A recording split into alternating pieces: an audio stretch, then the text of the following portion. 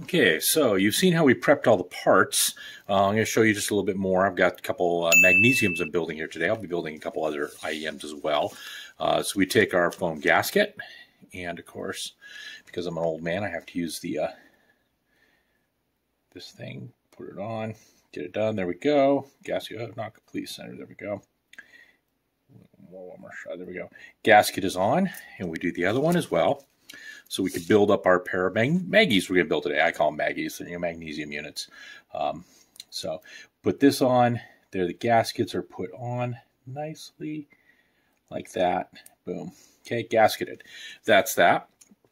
So we got those gasketed now, as you can see. So the next step is actually to go ahead and take and put these, pull the gasket off, the foam off the gasket, so we can tuck it in and put it inside the main body. So we got, as you see, I'm building 3 pairs today. So I got 6 bodies there. Go ahead and take that. Make sure I get the wires lined up correctly in the back. As you see, we have a red and a green set, right? Red and green. And so I want to make sure I get those in right so they connect to the connector properly. So this is what I'm going to do. I'm going to take and put it in, line it up correctly, stick it in there. Get it going. Come on, come on. There we go. Down. Boom.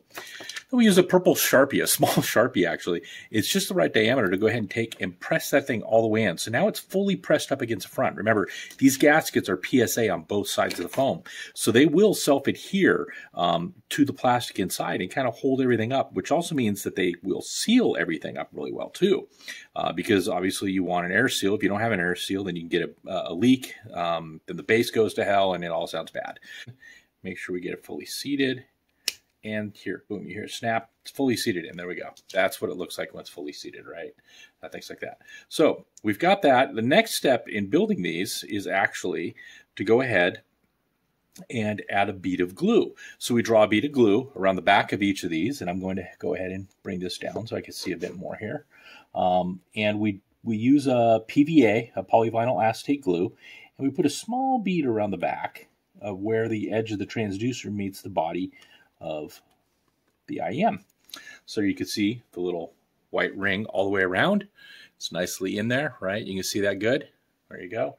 That's actually a glue bead. We do that on all of these. So they're all glued down this way. And that makes sure that there's no air leak from the front to the rear. We already have the foam gasket on the front, which should take care of it, but this is just an extra layer step. And by the way, when this glue dries, it also holds the transducer in and makes sure it will never, ever, ever move.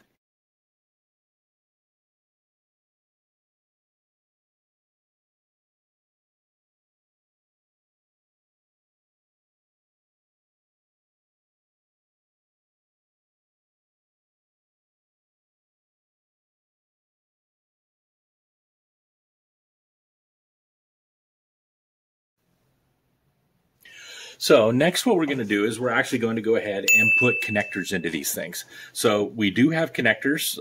This is our ideal connector. It takes a 2.5 millimeter plug, and this is a 2.5 millimeter jack. It's literally, you can see here, about the same size as the plug itself. It doesn't get much smaller. That is the tiniest little jack you will ever find. This thing is absolutely tiny. It's beyond belief tiny. That's what we're going to use. So we put these in. What we do is we take them and we press them in underneath like this again, once again. Come on, get in there. There we go. We put them in the hole, right? Bring them up. And this is where we use a dab of a CA glue. Basically, it's a cyanoacrylate. It's a super glue. You can think of it that way. And it's extremely high strength, bonding strength. You just need a little bit on a couple of the surfaces here. And we go ahead and put it in like that. There we go. Take it, push it all the way in. Rotate it back and forth to spread the glue, and boom, it holds. That's it. This will clamp with about 60, 70 pounds of force. That connector is never going to pull out. Very, very strong. The only way it ever come loose is if there was a little contaminant or something like that. And that does happen, stuff like that. So that's it. So I'm just going to finish up the rest of these, and then we're going to move on to the next stage, which is putting these leads, we call them tinsel leads, into the connector itself for soldering. But that's basically how it goes. I'll do one more here just so you can kind of take a quick look at how we do this thing. So again, I take the connector, I make sure it's oriented up, which is easy for me to see. I put it in the hole of the body where it goes into the neck. Great, that's looking good. Let's move that connector wire out of the way. And then we just add a drop of glue on one side There we go, a little tiny drop of glue, and a little drop of glue on the other side. Just like that. And then we press them in, give him a quick little rotate to pick up the slack, but also that allows it to spread the glue. He's in. That's it. So we have all of our connectors all glued in. As you can see, they're all done here. And now what we have to do is take the wires and put them through. There's a little tiny hole. You can see that little tiny hole. You see that little tiny hole on the on each connector on each side. And what I do basically is, I use my magnifying glass and I tuck the wire into that little tiny hole. Just like, it's kind of hard because I'm not really comfortable with the cameras around. There we go. It's through the hole, right? Then I take my pair of pliers here, my handy dandy pliers. So there we can see it's through the hole, that side. Take my handy dandy pliers, grab, pull, twist it over, and now it's wrapped on. Do the same thing on the other side. And we just kind of punch it through the little hole here, as you can kind of see as we do this. Let me raise down a bit. There we go. And I punch it through the hole. Boom. There it is. And then we grab the wire and we take and wrap and bend it. And so essentially I just have to do that a few more times, and these are all dressed up. You'll be able to see them. They're all dressed like that. And the next stage is going to be, let me turn over and turn on my soldering iron. Once those are all done, we're going to actually solder. So we put a drop of solder on each of those sides. Yeah, we actually solder. We don't crimp. We don't, just press on. We don't do anything like that. That way. Our mechanical connection is take and wrap the connector, wrap the wire around the connector. That is our mechanical connection. And there I got that one that goes through on that side. Boom, come on, get back in that hole there, buddy. There we go. Yeah, see, normally I'm a lot faster than this at it, but I got these cameras in the way, so it kind of takes a little space, a little time for me to work with. People are like, oh, I can videotape you. It's like, yeah, but then you're right in the space anyway, so just going to have to kind of live with it. So let's grab that and pull it around, things like that. So what we do is then we'll get that, and I'll show you how we solder right now. So soldering iron's up to temperature. We got a nice little Hakko soldering iron station here. Go ahead and take this, and I bend this down a bit so I can actually see what I'm doing. Position that up so I can see into it, and we go ahead and we add a small drop of solder to each of the terminals. Just like that. There we go. That one's done, and that one's done. So that way both sides are, there we go, good. Both sides are actually soldered down. And so what we end up with is an IEM that has two soldered terminals on it. Two soldered terminals. So I'll go ahead and finish these other ones up, and then we're ready to go on to the next stage, which is testing, and then we're going to put the rest of the back cap on it, things like that. So that's what you're going to see here pretty soon. We'll be finishing these up. I got 5 more to go. It'll be a lot faster. I'm going to move this stuff out of the way so I can actually get work done. Okay. Okay, so hi everybody, we're going to do our testing now. I got my bucket, I've already tested a couple of them. I got my bucket of ear tips. We're going to put our ear tip on. You see like that. I'll do another one here. So we put our ear tips on. Boom, these are the mediums. The rest of the kit comes, all the other different sizes come everywhere else. Put in the red, the right one, drop that into the right coupler. Black, that's left, drop that into the left coupler, just like that. Now on the computer screen from the other thing, you will see, let me go ahead and run this guy. Boom, there we go. So what we see is we've got incredibly tight precision, so very, very low distortion. You'll see all along here. This is distortion curve. We've got this little tiny resonant blip. We always have that. That's actually part of the coupler there. That one's, not a big deal because we want below 1%. This is actually running around a 0.5% level all the way. At what kind of output? Well, if we come on over here, we see at 20 hertz, we're pushing close to 125 dB SPL. So less than 0.5% distortion at 125 dB SPL. Channel balance is very, very tight. You see it's very, very close all the way through. And the impedance is very, very well matched. We've got everything right. We've got the proper polarity. We've got the proper frequency, everything like that. That's how we test.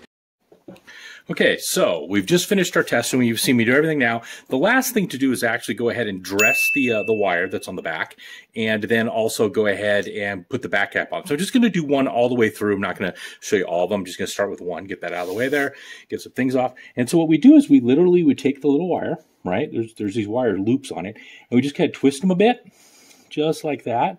And we twist the other one a bit.